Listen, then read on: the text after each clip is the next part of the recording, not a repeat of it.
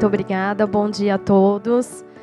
Me sinto honrada também de estar aqui no nosso conselho para falar junto com essas pessoas maravilhosas que foram meus mestres também.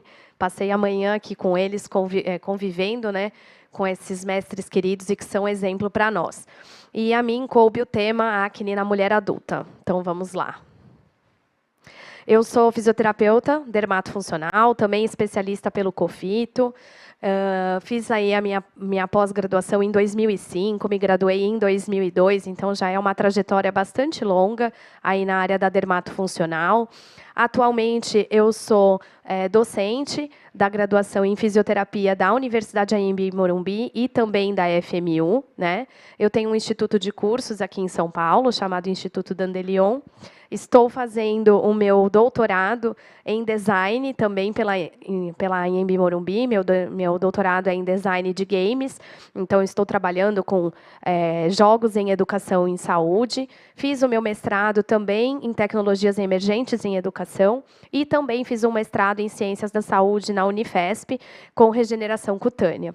Tenho aí, ao longo da minha carreira, mais de 10 pós-graduações, livros escritos na área, e já trabalho aí há bastante tempo. Então, fui uma jovem acneica, então tive um grau de acne muito elevado, acne nódulo cística.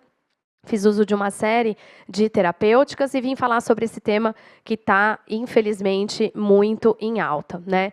Então, a acne na mulher adulta, a acne é uma das doenças mais estudadas aí quando a gente pesquisa na PubMed, Cielo, Lilacs, né? A gente tem mais de 25 mil artigos falando sobre a acne, né? E a acne ela é extremamente cruel, porque ela começa muitas vezes na adolescência, às vezes ela é autolimitada, às vezes ela persiste na fase adulta, que é um dos modelos que nós vamos mencionar aqui, e muitas vezes ela não surge na adolescência, mas aparece numa idade mais tardia.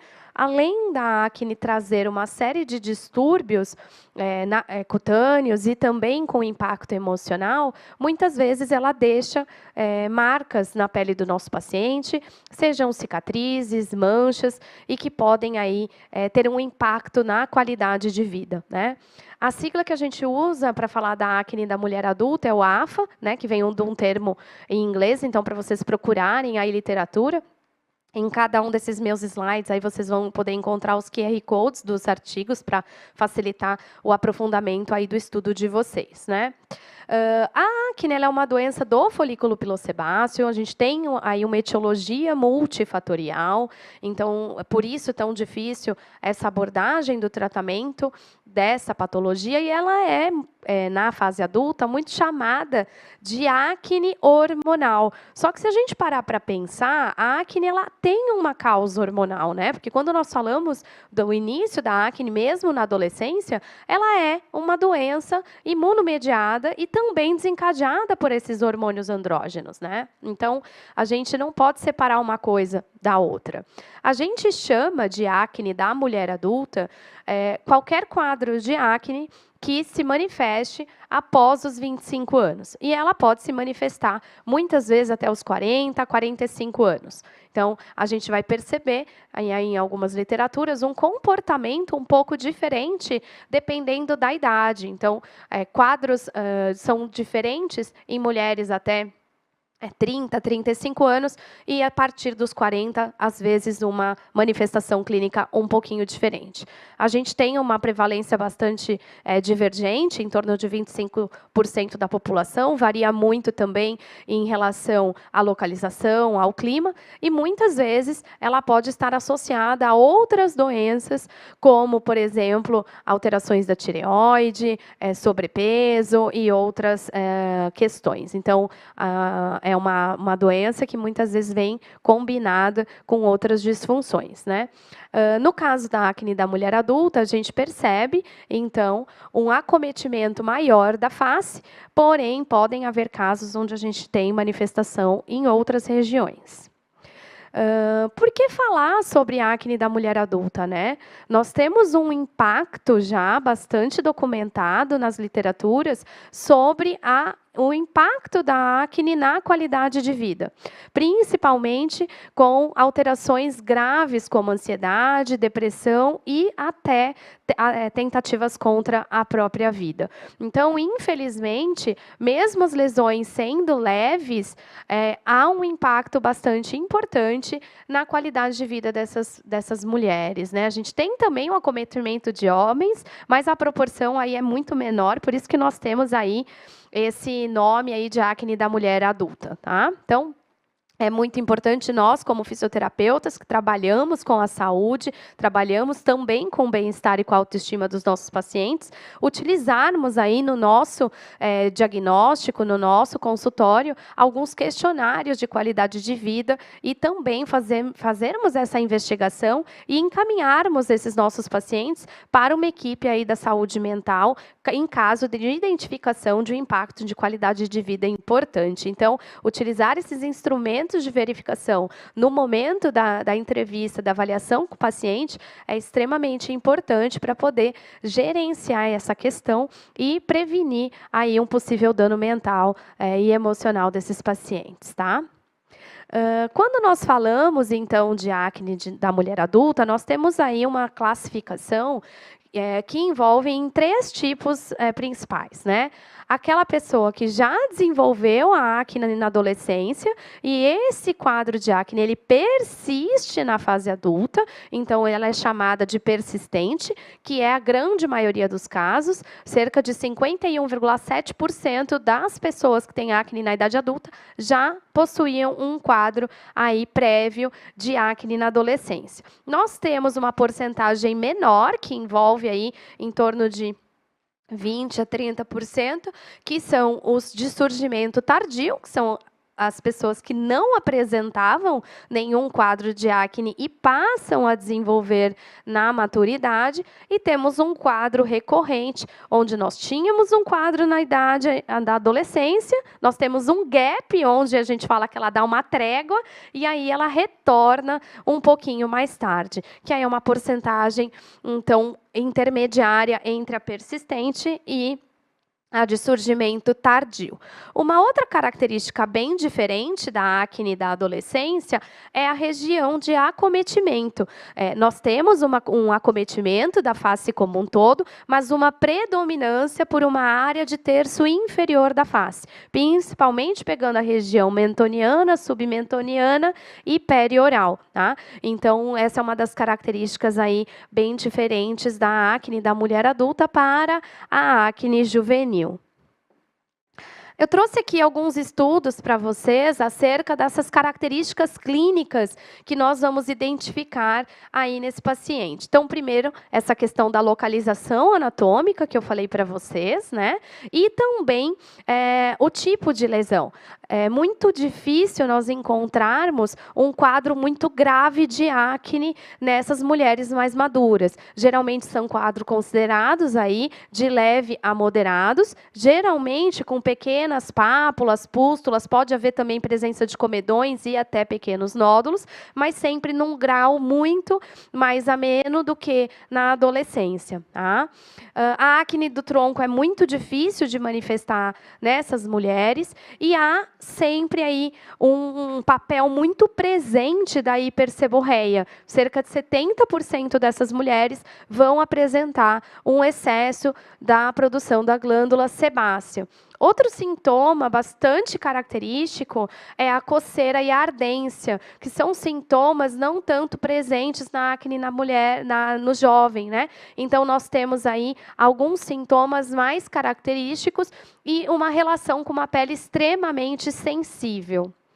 Outro dado muito curioso é o agravamento do quadro próximo de períodos pré-menstruais, nas mulheres ainda que não entraram aí na menopausa, né? E isso acontece em quase 50% dos pacientes que têm acne na fase adulta e uma piora muito expressiva frente à exposição solar e um clima quente e úmido, algo aí que é bastante inerente aí ao nosso país, né? Então, a gente vê isso nos artigos, mas também identifica isso na população brasileira.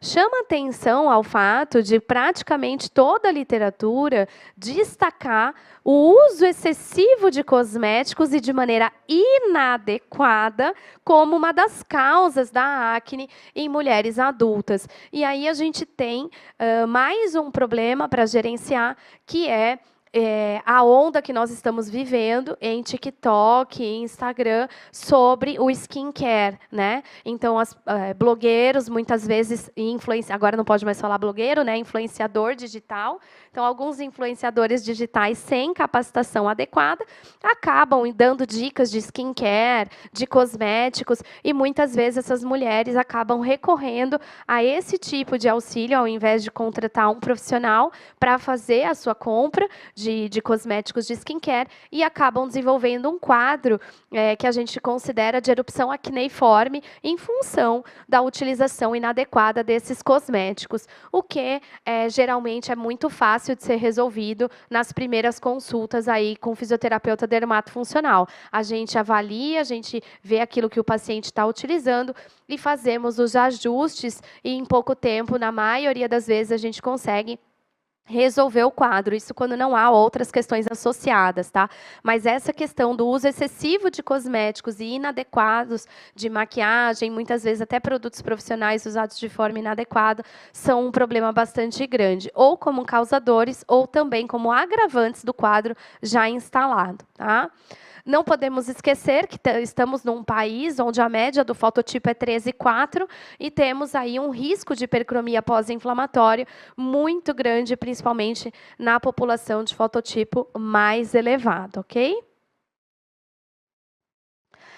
E qual é a causa e os fatores agravantes que têm um peso maior do que o que a gente tem aí na adolescência, né? Para todo mundo que está nos assistindo, a acne ela tem basicamente 4 pilares importantes. Hoje nós já sabemos que temos muito mais, mas temos 4 pilares que são fundamentais para o surgimento da acne. O primeiro deles é a hiperprodução sebácea, né? Mediada aí pelos hormônios andrógenos, a hiperqueratinização do infundíbulo de forma descontrolada. Nós temos a contaminação pelo Cutibacterium acne. A gente teve uma mudança na nómina anatômica na nómina dessa bactéria nos últimos anos, né? Então a gente não chama mais de P. acnes, a gente chama de Cutibacterium acne. E por fim, a inflamação. Então essa tétrade aí ela é básica já no surgimento da patogênese, né? Na formação aí do quadro acneico. No quadro da acne da mulher adulta, nós também vamos ter esses 4 pilares, porém, nós vamos ter alguns fatores mais agravantes, como, por exemplo, o estresse. Nós já sabemos aí o papel do estresse no aumento da produção sebácea e da hiperqueratinização. A questão do cigarro, que ainda é muito presente, principalmente em mulheres mais maduras. A gente está vendo aí essa geração nova sendo menos adepta ao cigarro, graças a Deus, mas hoje grande parte das mulheres que têm até 50 anos tem um índice ainda de tabagismo bastante elevado, né? A questão da dieta, com peso muito importante. Então, nós sabemos já o papel dos alimentos com alto índice glicêmico nesse sentido.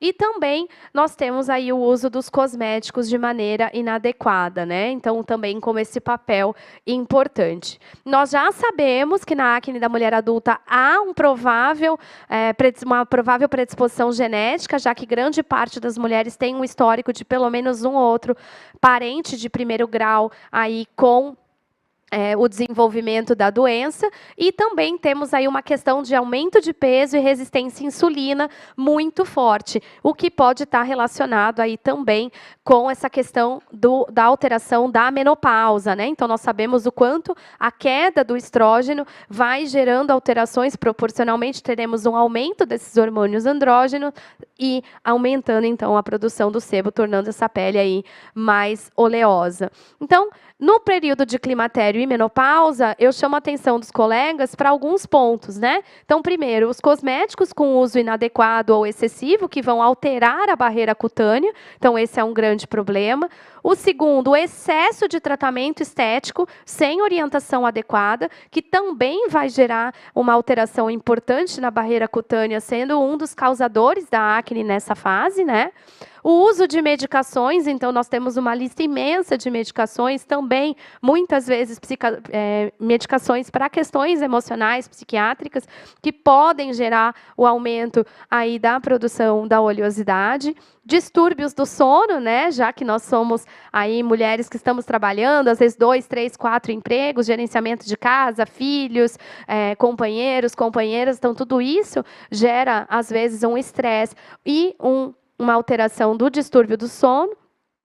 O tabaco, como eu já falei para vocês, né, levando uma hiperqueratinização anormal desse folículo e a peroxidação lipídica, que gera aí uma alteração em todo esse tecido. A presença de comorbidades, como a obesidade, principalmente nessa fase aí de ganho de peso por conta do próprio climatério e da menopausa, né? Então, a alteração desses hormônios. E também foram encontrados nos últimos estudos correlações entre níveis elevados de colesterol e pacientes com acne. Não só o colesterol total, como o triglicerídeos e também o HLDL, o HDL também foi identificado em alguns estudos mais recentes. É importante, frente à identificação de possíveis alterações mais sistêmicas, né, que seja feita uma análise mais aprofundada da questão endócrina desse paciente. Então, observou no seu paciente sinais como alopecia androgenética, a presença de hirsutismo, né, a presença de sinais característicos de síndrome do ovário policístico, ou também a alteração, onde a gente fala dessa questão hormonal gerenciada, é importante que a gente faça um acompanhamento. Os sinais de virilização também são importantes, porque pode haver também associação com alguns tumores. Então, é muito importante que a gente esteja atento, né? Temos um problema com os produtos anti-acne nessa fase, porque a grande maioria dos produtos anti-acne são desenvolvidos para jovens, então eles têm aí alguns componentes que vão tornar a pele ainda mais ressecada, ainda mais desidratada, o que não é compatível aí com essa pele já na terceira idade, na segunda para a terceira idade, né? Então é muito importante que a gente escolha produtos de maneira adequada. Então, utilizar produtos com limpador que sejam sínteticos, né? Usar hidratantes que sejam adequados e não comedogênicos, né? Então, a camuflagem cosméticas também com excesso de maquiagem deve ser feita de maneira adequada, então com produtos específicos para esse tipo de pele, né? E principalmente educar essas mulheres sobre o uso de produtos específicos para o seu biotipo, seu estado cutâneo. Então, é muito importante que a gente faça esse acompanhamento, tá? O tratamento ele deve ser individualizado e feito de acordo com a avaliação pelo fisioterapeuta dermatofuncional, pesando na balança a extensão, a gravidade, o tempo da doença e também ver aquilo que já foi utilizado anteriormente que deu certo ou não. Isso também é bastante importante. E analisar a tendência dessa pessoa de desenvolver possíveis complicações. Em relação às terapêuticas tópicas, os retinóides tópicos estão aí já bem estruturados e bem embasados cientificamente, o peróxido de benzoíla, o ácido salicílico e também alguns antibióticos tópicos, né, como a clindamicina e a eritromicina. O gel também de ácido azelaico aparece aí também com uma porcentagem bastante interessante de resultados satisfatórios com os pacientes, e a dapsona também aparece aí nos grandes estudos como uma excelente opção para mulheres nessa fase de maturidade. Tratamentos sistêmicos também podem ser combinados, mas na mulher adulta acabam tendo aí uma indicação um pouco menor, visto que os casos não são tão graves, mas também aparecem em casos recorrentes em que você não tem sucesso, como as tetraciclinas, as minociclinas e até a isotretinoína, tá? A espironolactona aparece aí como uma utilização também bastante interessante, apesar de não ser a indicação principal dela. O fisiodermato funcional também pode fazer uso de muitos outros recursos, entre eles a limpeza de pele, a fototerapia, laser de baixa, a própria luz intensa pulsada, vários tipos de peelings químicos, entre eles aí o LIA, que está super em alta, né, que é um lipohidroxiácido muito utilizado para controle aí de oleosidade e também comedolítico. Há relatos na literatura também de dermos cosméticos, adequação da dieta, suplementação de zinco também aparece com uma relevância um pouco menor, e também há outras possibilidades, mas, segundo a prática baseada em evidência, ainda necessitam de mais embasamento, como, por exemplo, o óleo de melaleuca, que a gente usa muito, a copaíba, enfim, quando a gente olha esses artigos, a gente vê mais de 50 possibilidades diferentes, mas que não estão aí num peso científico muito elevado. Basicamente, então, o que a gente precisa para oferecer um bom tratamento para essas mulheres? Uma anamnese muito importante, conhecimento não só da acne, como de toda a questão hormonal que essa mulher vem passando, né?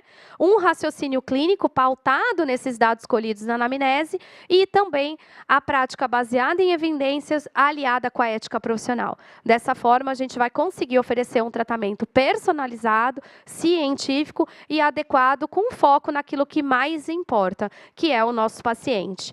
Vou deixar aqui as minhas redes sociais, consegui terminar cravado, não passei nem um segundinho, e eu estou à disposição, caso vocês queiram fazer algum tipo de pergunta, ou seja aqui, ou através das redes sociais. Mais uma vez, queria agradecer o Crefito e toda a Câmara Técnica pelo convite.